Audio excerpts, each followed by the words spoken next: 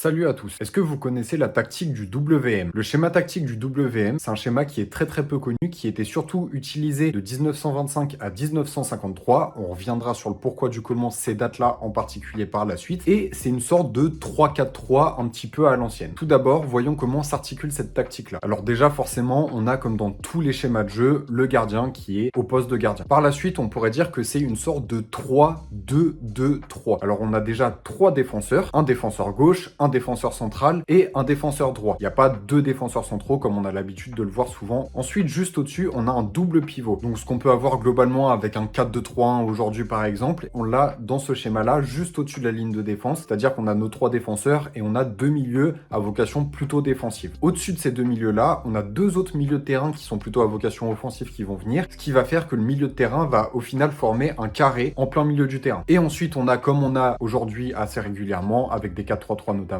un attaquant de pointe, un attaquant à gauche et un attaquant à droite. On appelle ce système de jeu le WM tout simplement parce que comme on peut le voir, ça peut faire un W pour la défense et un M pour l'attaque, ou inversement, c'est un schéma de jeu miroir. Et ça change vraiment totalement de ce qu'on peut connaître aujourd'hui. On voit que c'est un foot d'une autre époque. Alors tout d'abord, on va faire un petit historique du schéma. On va voir pourquoi il a été mis en place, le pourquoi du comment, et qu'est-ce qu'il a pu apporter. Alors faut savoir qu'en 1925, la règle du hors-jeu, elle a été changée, elle a été modifiée. La nouvelle règle, elle laisse un peu moins de marge de manœuvre aux attaquants. On a donc une reformulation de cette règle, avec notamment la règle numéro 8 des règles de Cambridge, qui sont les premières lois officielles du football, qui dit précisément, si le ballon a dépassé un joueur et est venu de son propre but, il ne peut pas le toucher jusqu'à ce que l'autre côté l'ait botté, à moins qu'il n'y ait plus de 3 joueurs de l'autre côté avant lui. Aucun joueur n'est autorisé à s'attarder entre le ballon et le but adverse. On comprend donc que la règle du hors-jeu est bien différente à l'époque de celle d'aujourd'hui, puisque aujourd'hui, un joueur se trouve en position de hors-jeu s'il est entre le dernier défenseur et le gardien adverse au moment de la passe. On peut voir ce changement de règle sur ces schémas-là précisément, où avant 1925, le joueur était hors jeu s'il y avait 3 défenseurs entre lui et le gardien, mais ne l'était pas s'il y avait 4 défenseurs entre lui et le gardien. Par la suite, on peut voir donc que ce nombre est réduit de 1, ce qui veut dire que s'il y a 3 défenseurs entre lui et le gardien,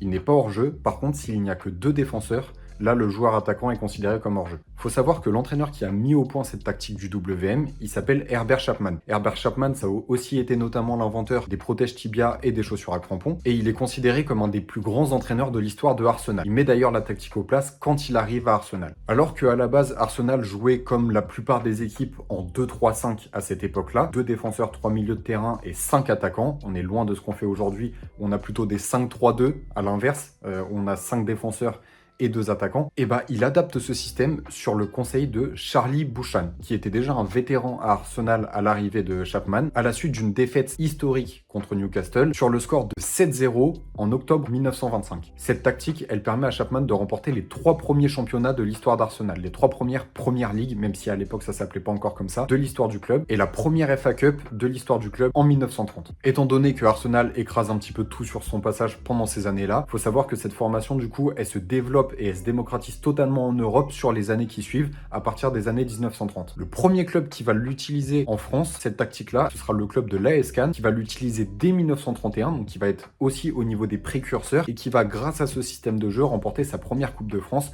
en 1932. D'ailleurs, cette victoire en Coupe de France permettra au club de passer un step et de passer sous le statut professionnel par la suite. En 1940, on a Boris Arkadiev, entraîneur du Dynamo Moscou, qui décide de faire évoluer encore la tactique. En effet, au lieu que les milieux de terrain forment un carré, ils vont maintenant former un losange avec un 6, 2, 8 et un 10. Cette évolution, elle permet au milieu de terrain de beaucoup dézoner, faire beaucoup plus de déplacements, et du coup ça empêche le marquage individuel et ça rajoute du dynamisme encore au jeu. Ça permet de jouer beaucoup plus en passe courte, et on y trouve ici d'ailleurs l'origine du célèbre tiki-taka, qui est aujourd'hui une tactique qu'on ne présente plus. Mais c'est aussi à l'origine de ce qu'on a appelé par la suite le football total, mis en place par Cruyff à Barcelone. On peut donc dire que le WM a pu servir de base pour le développement du tiki-taka et du football total qui a impressionné tant de personnes pendant des décennies. En 1953, le WM, il est toujours aussi efficace. Il y a peu de parades qui ont été trouvées sur les dernières années, même s'il y a eu l'évolution comme on en a parlé juste avant. Mais du coup, on a Gustav Sebes, qui est à l'époque le sélectionneur de la Hongrie, qui décide de mettre un plan d'action et il va créer le fameux 4-2-4. Le 4-2-4, du coup, qu'il met en place, c'est 4 défenseurs, 2 milieux de terrain et 4 attaquants, qui évoluera par la suite en 4-4-2 comme on le connaît plus classique aujourd'hui, mais il demande beaucoup de permutations et de dépassement de fonction à ses joueurs. Le 25 novembre 1953, la Hongrie affronte l'Angleterre lors d'un match amical à Wembley et Gustav Sebeș met en application ce 4-2-4. La Hongrie remportera le match 6-3 et cela va créer un vrai électrochoc dans le monde du football puisque tout le monde va commencer à réfléchir aux différentes tactiques à utiliser et aux manières de faire évoluer le football. Le 4-2-4 va du coup évoluer peu à peu en 4-4-2 comme on l'a évoqué juste avant, et ce même 4-4-2 va finalement évoluer sur un 4-3-3 plus classique qu'on connaît aujourd'hui dans les années 1960 qui s'est vraiment démocratisé, où à la place d'avoir 2 neufs, on n'a plus qu'un seul attaquant de pointe et on a un milieu de terrain en plus. À partir de là, le WM disparaîtra puisque les règles continueront d'évoluer et cette tactique n'a plus vraiment d'intérêt. Maintenant, on va voir les différents types de joueurs qui sont utilisés dans ce schéma du WM. Alors afin de mener à bien son système de jeu, Herbert Chapman, il insiste vraiment sur le fait d'avoir des joueurs qui ont des caractéristiques précises à des postes précis. Il accorde vraiment de l'importance au fait de trouver les bons joueurs, donc de recruter en fonction du système, avec des bonnes caractéristiques qui peuvent correspondre à ce qu'il demande, et surtout des joueurs qui sont capables de respecter les consignes précises qui sont données par Chapman. On va donc voir le profil type des joueurs qui ont été principalement utilisés par Chapman, en commençant par les gardiens. Au niveau des gardiens, on a d'abord eu Daniel Lewis, qui était le gardien numéro 1 jusqu'en 1930, qui était un Gallois, puis qui a été remplacé par la suite par Gerrit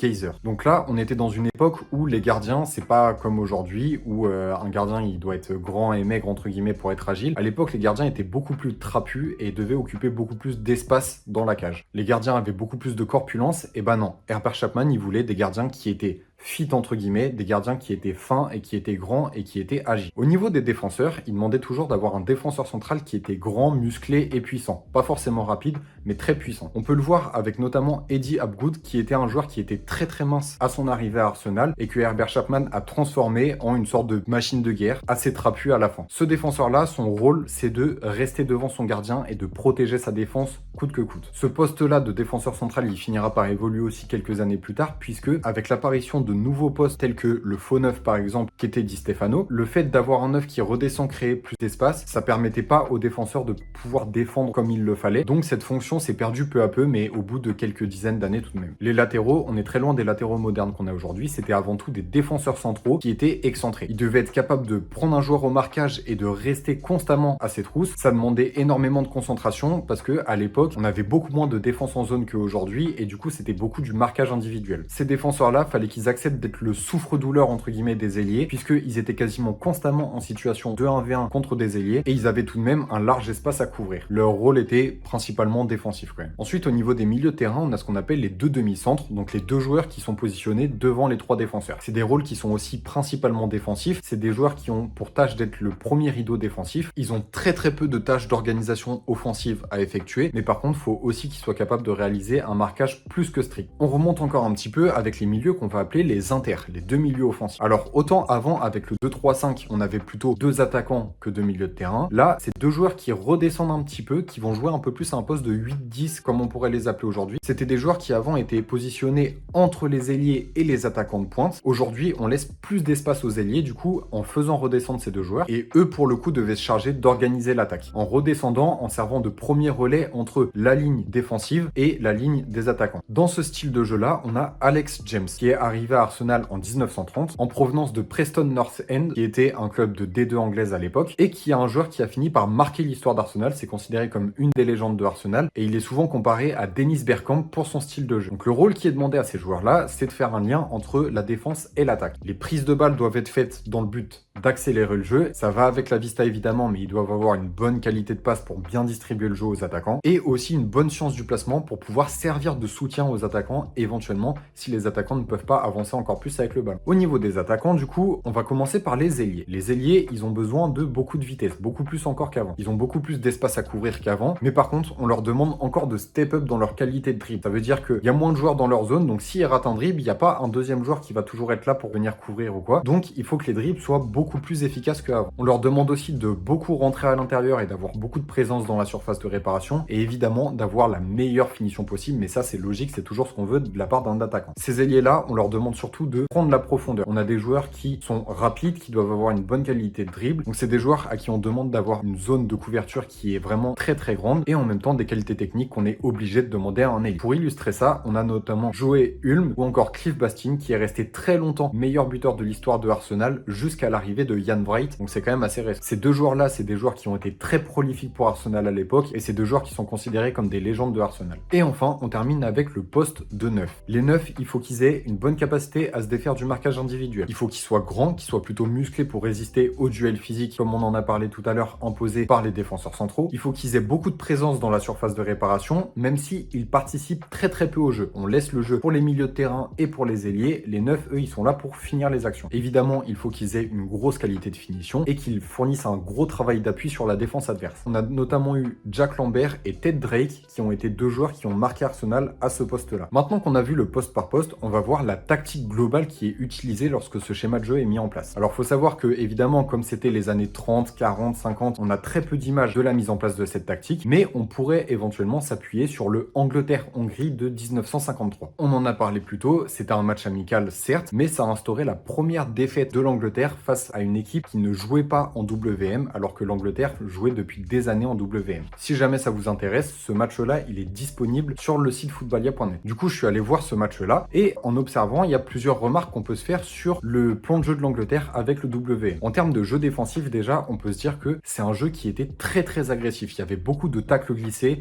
il y avait beaucoup de duels très physiques, mais sur le plan défensif, c'est quasiment seulement le W qui est impliqué. Ça veut dire qu'il y a vraiment une cassure au niveau de la ligne des milieux de terrain, mais sinon, le reste du temps, les deux milieux de devant et l'attaquant de pointe ne vient pas aider. Ça arrivait de temps en temps que les ailiers redescendent aider quand même, mais ça restait relativement rare. Il y a vraiment une tentative de verrouiller l'axe du terrain le plus possible, et du coup, on retrouve ici une grande discipline dans le placement des joueurs axiaux. Sur le plan offensif, par contre, on a un jeu qui est beaucoup basé sur la vitesse et sur les côtés. C'est très rare qu'on revienne derrière dans le jeu. Si on commence une action, on essaye toujours de monter le plus possible avec le ballon, et le 9 est par moment utilisé pour faire un décalage sur le côté et aller chercher la profondeur par la suite. Là, pour le coup, on a une implication qui est quasi unique du M, donc de la partie offensive du schéma de jeu, avec les milieux inter qui servent de relais pour remonter la balle et derrière distribuer aux attaquants comme on en parlait tout à l'heure. Sur le global, cette tactique, du coup, elle donne des matchs un petit peu en mode match de tennis. Ça attaque, ça défend, ça attaque, ça défend, et c'est que ça. Ça part d'un côté et ça revient de l'autre. Ça met beaucoup de dynamisme au jeu. Et enfin, aujourd'hui, qu'est-ce qu'il reste de ce WM et de Herbert Chapman? Du coup, on l'a vu pendant une bonne vingtaine d'années, c'est un schéma de jeu qui a dominé le football dans toute l'Europe, voire même dans le monde entier. C'est le premier plan de jeu qui demandait des consignes aussi précises, avec des postes à respecter et avec des consignes à respecter pour chaque poste. Tout ça, du coup, ça a un peu posé les bases du football moderne, très tactique qu'on connaît aujourd'hui, qui tend d'ailleurs de plus en plus à l'être, au détriment de la technique d'ailleurs, des bases d'attaque avec un 9 en point d'appui et la prise de profondeur. Ça a posé les bases en fait du football de profondeur qu'on peut connaître aujourd'hui. La surdomination de cette tactique, ça a quand même fait beaucoup évoluer le football parce que ça a forcé d'autres entraîneurs au bout d'un moment à essayer de se creuser la tête pour la faire évoluer. On l'a vu, ça a fini par évoluer sur un 4-2-4, puis sur un 4-4-2, puis sur un 4-3-3, qui sont quand même des schémas qu'aujourd'hui on utilise énormément dans le foot. Au niveau d'Herbert Chapman, c'est tout simplement une légende d'Arsenal. Il a permis au club de gagner ses premiers titres et de connaître sa véritable première grande époque, avec par ailleurs les premiers grands joueurs de football. Malheureusement, Herbert Chapman va décéder en 1934 des suites d'une pneumonie, mais en laissant derrière lui tout ce qu'il a pu apporter au football, toutes les évolutions qu'il a pu apporter qui vont façonner le football depuis maintenant bientôt 100 ans. À la suite du décès de Chapman, c'est Joe Shaw qui était l'entraîneur de l'équipe réserve du club et un ancien joueur du club qui va assurer l'intérim jusqu'à la fin de la saison, qui va d'ailleurs permettre à Arsenal de gagner encore un nouveau titre de champion d'Angleterre, avant d'être remplacé par George Allison, qui va rester au club jusqu'en 1947, donc pendant 13 ans. Pendant ces 13 ans, Arsenal, ils vont gagner une nouvelle FA Cup,